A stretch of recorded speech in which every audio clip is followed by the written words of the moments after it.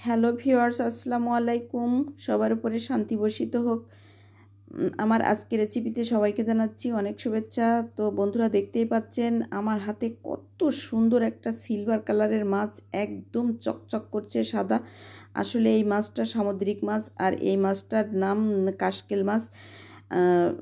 অন্য অঞ্চলে হয়তো এই মাছের নাম অন্য কিছু আছে, কিন্তু আমি যেটা জানি সেটাই বললাম। আসলে বন্ধুরা, সামুদ্রিক মাছে রয়েছে অনেক আয়োডিন, আর এটা আমরা কম বেশি সবাই জানি।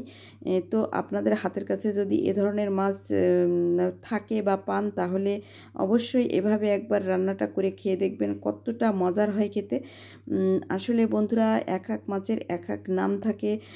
তো আমি জানি না আর অন্য কোনো নাম আছে কি না। তো বন্ধুরা, দেখতেই পাচ্ছেন মাছগুলোকে আমি ঝটপট কেটে কুটে সুন্দরভাবে ধুয়ে পানি ঝরিয়ে সব বাটা মশলা, কাটা মশলা, পরিমাণ মতো লবণ, হলুদ এগুলো দিয়ে, টমেটোর স্লাইস দিয়ে, গরম প্যানে পরিমাণ মতো তেল, 2টা তেজপাতার ফোড়ন দিয়ে মাছটা দিয়ে ভালোভাবে নেড়ে চেড়ে সুন্দরভাবে কষিয়ে নিব, যাতে মশলাটা মাছের মধ্যে একদম ভালোভাবে মিশে যায় এবং খেতে হয় সেই খাসা।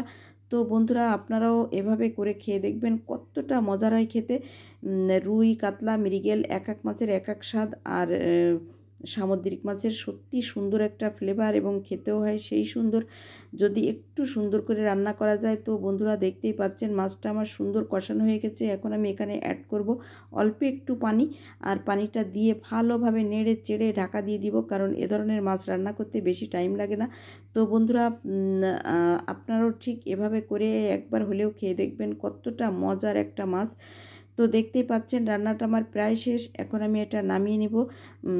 তো আমার আজকের রেসিপি ভালো লাগলে একটু শেয়ার দিয়েন। তো দেখতেই পাচ্ছেন কতটা লোভনীয় একটা ব্যাপার, কত সুন্দর একটা কালার কম্বিনেশান, কতটা ভালো লাগছে দেখতে। মনে হচ্ছে এক প্লেট ভাত নিমেষেই খাওয়া হয়ে যাবে।